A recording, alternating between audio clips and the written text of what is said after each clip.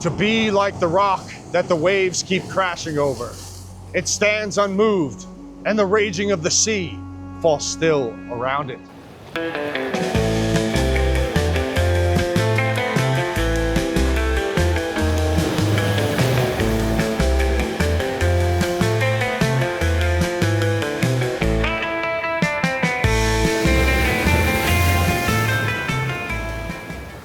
It is said that Marcus Aurelius completed most of the writing in his personal notebook, while away from home leading multiple military campaigns. This personal journal is now known as Meditations, and I like to believe that somewhere along that journey, he came upon a beautiful rocky shoreline where he took some time to observe nature in action. Incoming swells rolling in, crashing on a large rock jutting out of the water. The rock completely unfazed as that once violent water settles calmly around the rock before returning to the sea. And as thought-provoking as Marcus's observation is, it is easy to understand how this moment must have sent him into self-reflection on his own life. Marcus had faced many storms and raging seas at this point in his life, conditions that could have easily knocked a weak and vulnerable mind off of its course. But Marcus had been preparing himself since childhood for anything that life may send his way. Now, full disclosure, was he born into a wealthy, privileged family with access to comprehensive education with the best teachers at the time? Yes, but no one forced him to take advantage of this opportunity, to remain teachable, to apply this knowledge gained, and to continuously advance himself as a human throughout his life, all while facing some of the toughest physical, mental, and spiritual challenges that a person can go through. Marcus was the emperor of Rome for 19 years, and he died at the age of 58 years old. And within those 19 years as emperor, Marcus would be involved in multiple military campaigns, which included leading his men into battle, not just commanding them from behind the front lines. Death seemed to be a steady presence throughout his life, between watching his soldiers die in battle, to thousands of his citizens dying from the plague all over the empire, and as a father myself, worst of all, burying many of his own children at young ages. Only 5 out of his alleged 13 children outlived him. Marcus dealt with chronic stomach issues and chronic headaches, which is why I had our merch artist Bobby throw some sunglasses on Marcus for one of our designs. And as the emperor of Rome, there were always ambitious generals and political rivals that were always looking for any reason to put him to death. Now, if daily practice of Stoic philosophy was able to get a man like Marcus through a lifetime of extremely harrowing challenges, surely my life can benefit from this as well. To be like the rock that the waves keep crashing over. It stands unmoved, and the raging of the sea falls still around it. These rocks that I'm standing on, that make up this beautiful jetty, have been holding their ground against the mighty Atlantic for over 100 years. And just like us, these rocks have no idea what challenges the sea may bring each day, what storms may be looming over the horizon. There is no forewarning of these approaching storm fronts. There is no knowledge that the next day will be calm and beautiful. And the same concept applies to us as human beings, navigating this unpredictable journey known as life on planet Earth.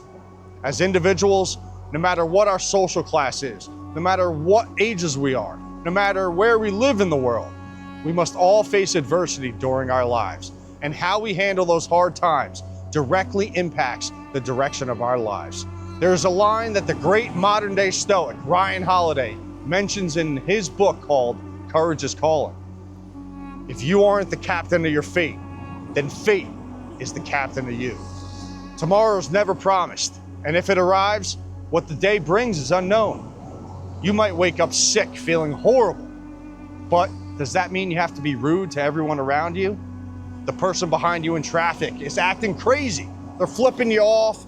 They're beeping their horn. Do you brake check them? Do you teach them a lesson? Do you get out of your car or off your bike and challenge them to an old-fashioned duel? Or do you stop and consciously think about what is in your control in these moments? Is your ego too big to pull over and let that driver by you that's in such a rush? My impulsive anger used to land me in intense road rage incidents often, even after I put down the bottle. Some of these resulting in consequences that far outlasted that split second of rage that was completely preventable. Never forget that most of us, besides the severely mentally disabled, are all the owners of one of the most advanced pieces of machinery, the human body. A machine that gives us signs when our emotions are becoming imbalanced. That racing heartbeat, that faster breathing, the sweaty palms, the tense muscles, the clenched fists. In an instant, some of us are capable of conjuring the worst parts of ourselves to the surface and unleashing them upon reason that you see valid. But don't skip past that key word, reason. Humans are gifted with the ability to make reasonable and rational decisions when properly disciplined to do so.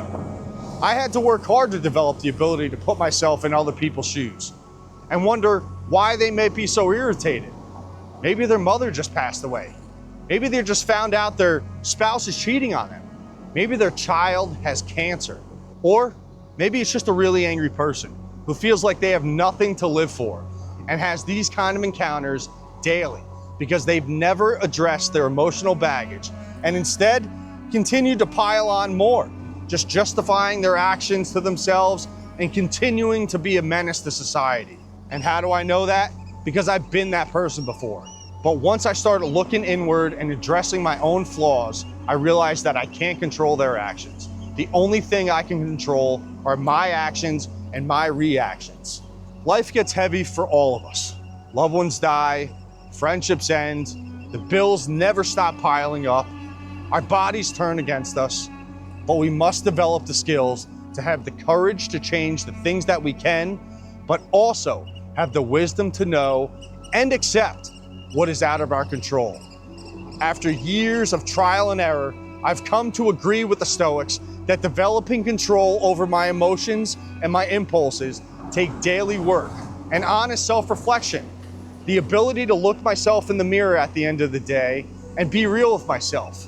And if you spent years inflating your own ego, it becomes really hard to start looking yourself in the mirror, even when you're alone.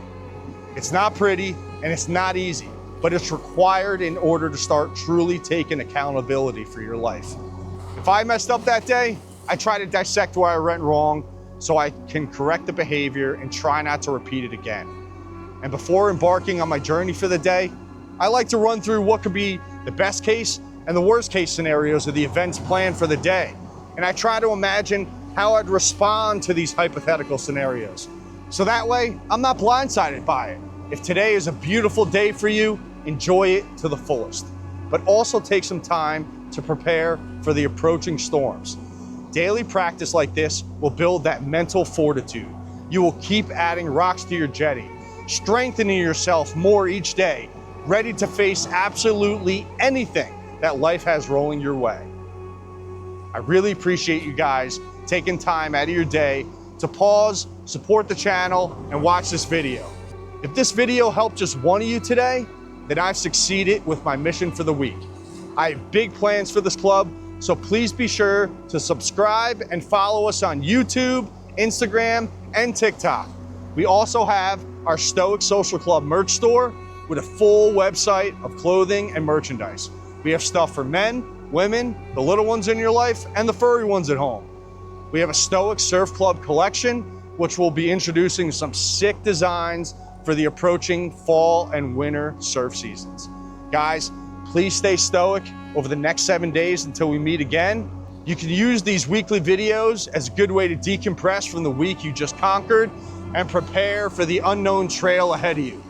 Much love and appreciation as always for showing your support, and I'm really looking forward to seeing all you guys next Sunday for Stoic Sunday right here at the Stoic Social Club.